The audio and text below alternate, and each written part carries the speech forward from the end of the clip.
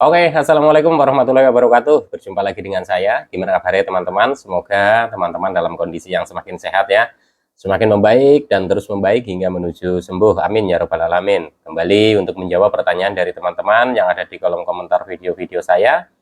Dan apa yang saya bagikan ini adalah murni berdasarkan pengalaman pribadi saya. Semoga saja apa yang akan saya bagikan nanti ini bermanfaat buat teman-teman, bisa memotivasi teman-teman untuk tetap semangat dalam menghadapi gangguan asam lambung, GERD, anxiety. Insya Allah teman-teman juga nanti akan sembuh ya. Tetap semangat ya.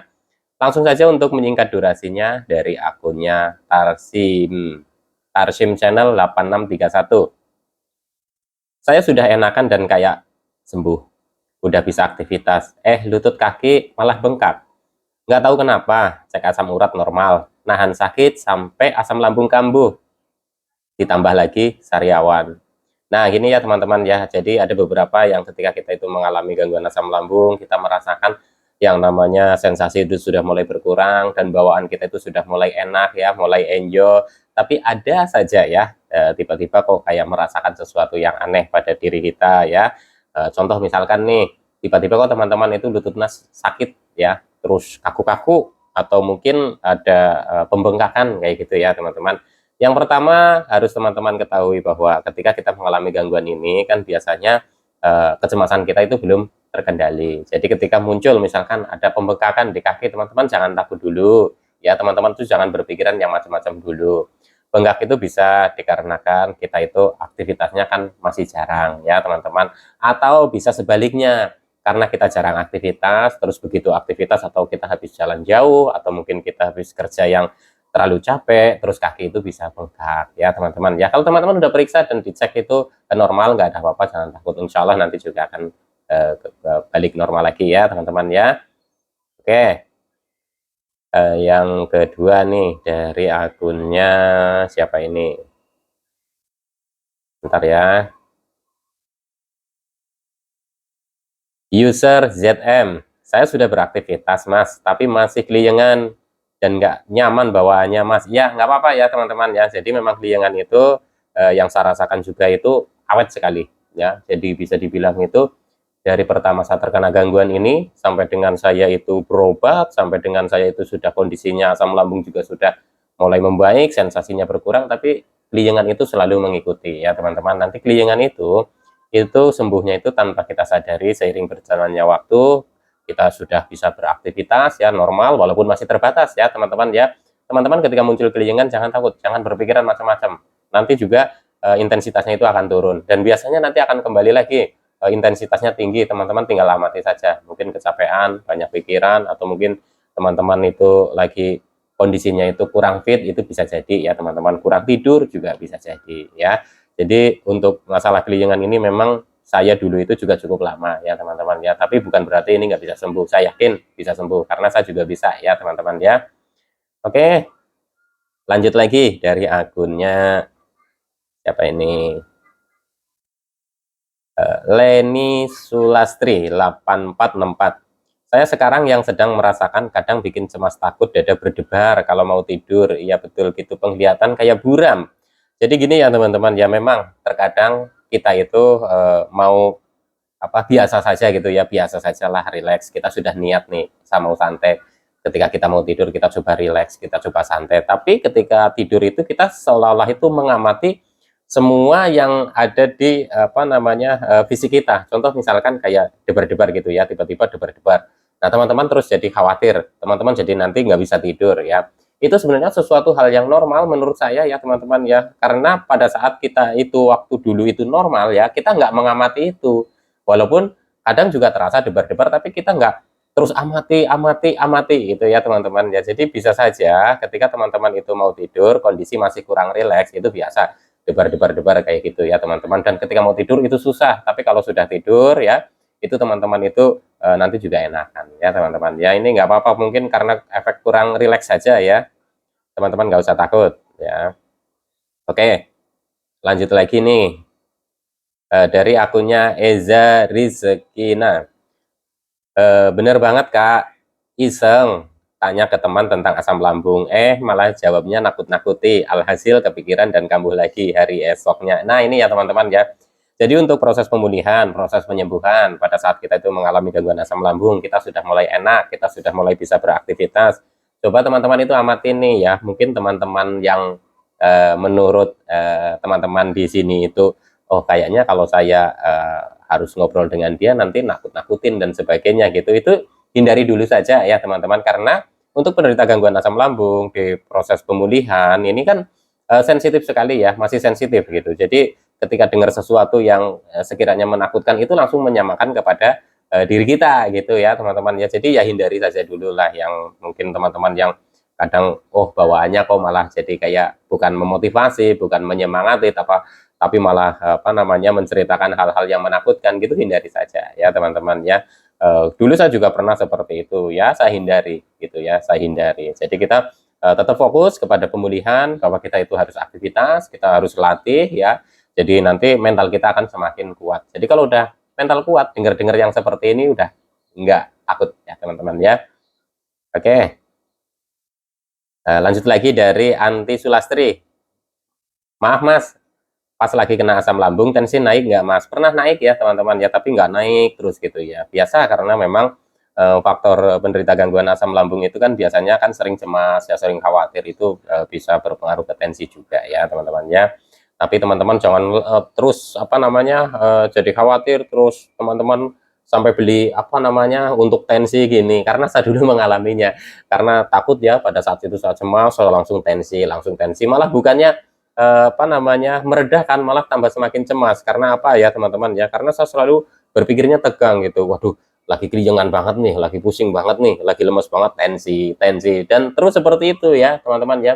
Jadi teman-teman nggak usah takut, memang apa efek dari asam lambung memang kadang seperti itu ya, bikin tensi kita itu naik. Tapi kalau pikirkan terus gitu ya, itu malah akan semakin cemas dan apa namanya intensitas apa namanya sensasi juga bertambah, tensi juga bisa tambah naik ya teman-teman ya. Jadi nggak usah takut ya kalau teman-teman udah periksa dan tidak di apa diagnosa sakit lain gitu ya, itu nggak usah takut. Biasa memang kadang gitu naik turun ya. Oke, lanjut lagi dari akunnya. Sebentar ya teman-teman ya.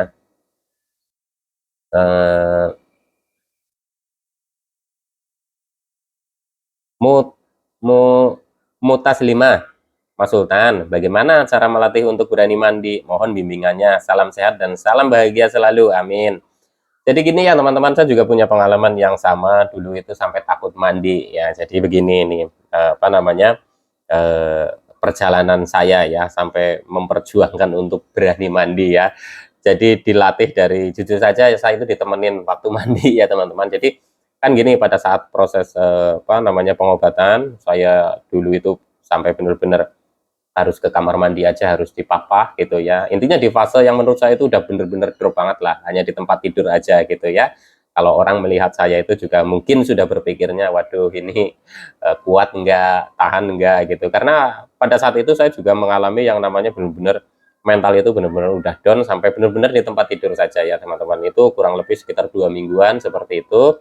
Dan saya itu nggak mandi ya teman-teman, sama istri saya cuma diseka aja, diseka gitu ya. Nah, saya ingin belajar ya, mandi gimana caranya gitu ya. Pertama saya pakai air hangat ya teman-teman, air hangat, dan saya mandinya itu di luar kamar mandi dan ditungguin sama istri saya. Ya karena apa? Karena saya takut. Yang saya takutkan adalah takutnya nanti ketika nyiram air, terus saya itu panik, saya cemas, terus nanti tiba-tiba pingsan, nggak ada yang nolongin gitu ya.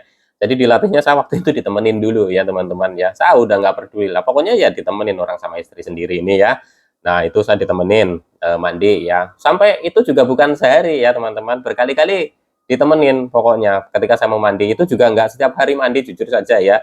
Waktu itu saya 3 hari sekali ya teman-teman, jadi diseka gitu. Pokoknya saya itu dulu bener-bener di posisi yang bener-bener mentalnya itu bener-bener drop, sampai mau mandi aja itu takut gitu ya. Setelah ditungguin mandinya di luar pakai air hangat gitu ya teman-teman ya, terus saya coba beranikan mandinya itu tetap di luar kamar mandi, akan tetapi tidak ditunggu deket gitu ya, ditunggunya itu jauh, yang penting masih ada suaranya, entah istri saya itu nyanyi-nyanyi atau gimana, intinya ada suaranya. Jadi ya teman-teman ya, jadi begitu, itu saya dulu melatihnya. Nah terus setelah itu berjalan sampai berapa hari saya coba beranikan ya, istri saya ada di depan rumah, saya pokoknya mandi, yang penting sudah ada air hangat gitu ya. Itu masih di luar ya teman-teman ya, masih di luar. Terus melatihnya lagi sampai mandi di dalam kamar mandi ya, itu sama. ketika di dalam kamar mandi saya itu apa namanya dengan ruangan yang kecil itu saya itu takut sekali ya teman-teman, takut terus jadi gliyang nggak karu-karuan ya teman-teman, jadi panik gitu ya, kayak mau panik attack ya. Itu awal saya itu mandi di dalam kamar mandi ya, dan itu pintu itu masih terbuka ya teman-teman, buat di dalam kamar mandi tapi pintunya masih terbuka dan ditungguin sama istri saya tapi agak jauh gitu ya. Jadi saya berpikirnya ketika ada sesuatu yang terjadi pada diri saya itu saya langsung teriak gitu ya, itu pikiran saya dulu gitu ya teman-teman ya. Nah setelah itu terus saya pokoknya beberapa hari seperti itu saya coba latih juga sendiri gitu ya, tapi pintu masih dibuka gitu ya teman-teman ya. Jadi seperti itulah saya melatihnya ya, terus sampai dengan saya sudah terbiasa. Itu prosesnya mungkin kalau nggak salah kurang lebih 2 bulanan sampai benar-benar saya itu berani mandi sendiri di dalam kamar mandi dan pintunya juga ditutup gitu ya teman-teman. Jadi memang nggak mudah ya ketika kita mengalami ketakutan yang seperti ini gitu, karena ya menurut saya wajar aja ketika kita mengalami gangguan asam lambung dengan banyaknya sensasi disertai dengan kita itu cemas, otomatis untuk masalah mandi itu juga bermasalah ya teman-teman ya, takut kita pingsan, takut nyiram nanti tiba-tiba apa namanya jatuh dan lain, itu pikiran saya itu seperti itu. Nah untuk teman-teman nih boleh tuh dilatih secara bertahap gitu ya teman-teman ya, entah itu teman-teman itu hanya ke kamar mandi belum sampai guyur-guyur itu, tapi cobalah ke kamar mandi ya pakai kursi yang apa namanya yang pendek itu ya teman-teman, jadi pakai kursi plastik duduk gitu ya, pertama diseka-seka gitu dulu ya teman-teman ya, karena untuk langsung biur-biur itu waduh rasanya udah nggak karu-karuan ya. Pertama nyoba biur itu rasanya udah napasnya sesek, terus pikirannya kemana-mana, terus geliyang pusing gitu. Saya dulu itu seperti itu, tapi kalau kita mau melatih, dilatih terus insya Allah nanti juga bisa ya teman-teman ya. Nanti teman-teman terbiasa, mentalnya semakin kuat, bisa nanti mandi sendiri ya, nggak ada takut lagi gitu ya. Oke lanjut lagi nih dari akunnya siapa ya,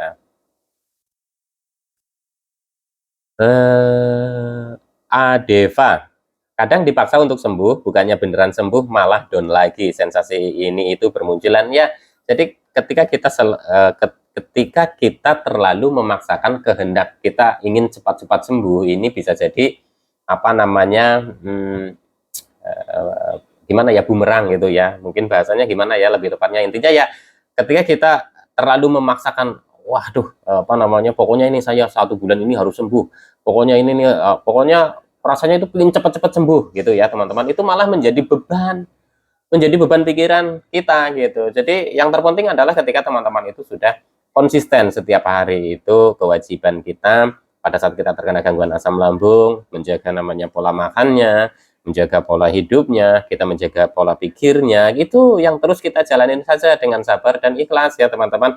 Karena untuk kesembuhan mau kita paksa-paksa, yaitu akan hanya menambah tekanan kita. Intinya teman-teman yakin saja setelah menjalani ini dengan rutin, waktunya berapa lamanya masing-masing orang itu bisa berbeda ya teman-teman ya. Tapi insya Allah teman-teman kalau konsisten, teman-teman itu sabar, teman-teman ikhlas menjalani ini, mental teman-teman semakin menerima dengan kenyataan hidup yang sedang dijalani, menerima kena gangguan ini gitu ya teman-teman, nanti lama-lama itu mempunyai hati yang seperti kayak legowo gitu ya. Kalau udah legowo nanti teman-teman juga merasakan yang namanya apa namanya menjalani ini benar-benar ya sudah dengan sabar, dengan ikhlas gitu ya. Jadi untuk teman-teman jangan takut, teman-teman bisa sembuh, saya yakin teman-teman itu bisa sembuh ya. Oke lanjut lagi ya dari akunnya siapa ini, Ona Sri Mulyati. Kalau yang sangat sensitif sama makanan itu bagaimana? Nah, ini contoh yang sensitif terhadap makanan penderita gangguan asam lambung. Ketika kita makan makanan yang nggak cocok itu biasanya bereaksi. Pertama adalah kembung, begah. Nanti perut panas gitu ya teman-teman. Terus nanti kayak seperti di ulu hati ini itu ganjel gitu ya. Itu langsung bereaksi ya teman-teman ya. Itu berarti masih sensitif gitu ya. Oke, lanjut lagi dari akunnya. Bentar. Oh 5. Assalamualaikum Mas Sultan. Waalaikumsalam. Saya lagi cemas nih Mas, gara-garanya bangun tidur kepala belakang kayak kenceng dan isi kepala penuh. Saya bingung Mas, apakah ini efek kolesterol saya tinggi apa karena kecemasan? Oh iya, saya juga lagi konsumsi obat psikiater. Kenapa ya setelah kena asam lambung, kolesterol, asam urat jadi naik ya Mas? Memang sekarang saya pola makan lagi nggak beraturan, kadang makan pakai oseng, tapi bukan daging-dagingan. Apakah ini ngaruh? Apakah saya harus makan bening-beningan terus, Mas? Saya kena asam lambung anxiety sudah 8 bulan, Mas. Mohon dijawab biar saya tenang. Jadi gini ya teman-teman, ini ya saya bicara berdasarkan pengalaman saya saja ya. Jadi gini, saya dulu waktu periksa juga ada apa namanya trigliserid, trigliseridnya itu tinggi ya teman-teman, ya nggak tinggi banget tapi intinya apa bisa dibilang itu tinggi ya. Nah itu sama dokter, kamu kurangi makanan ini makanan itu. Nah itu saya ikutin ya teman-teman. Jadi ketika teman-teman periksa ke dokter ada kolesterol, ya ikutin arahan dari dokter, makanan-makanan yang sekiranya itu memicu kolesterol tinggi ya hindari ya teman-teman ya. Terus untuk asam lambung itu kan memang kita ada beberapa yang memang harus apa namanya mantang dulu kalau memang teman-teman itu belum tahu mana yang cocok dan mana yang nggak cocok gitu ya. Terus ketika teman-teman konsumsi obat dari psikiater, sedang berobat ke psikiater, ketika muncul hal-hal seperti ini sampaikan ke dokternya.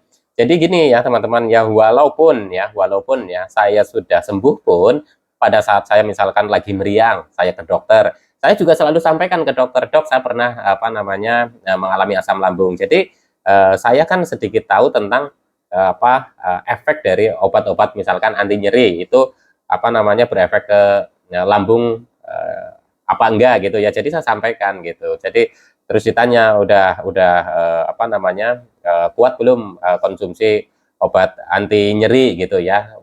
Saya sudah bilang kalau saya pusing, kalau apa saya kadang minum obat warung gitu ya teman-teman. Tapi pada saat saya setelah diperiksa ya tetap dibarengi dengan ada obat asam lambungnya ya teman-teman ya, mungkin untuk jaga-jaga juga ya.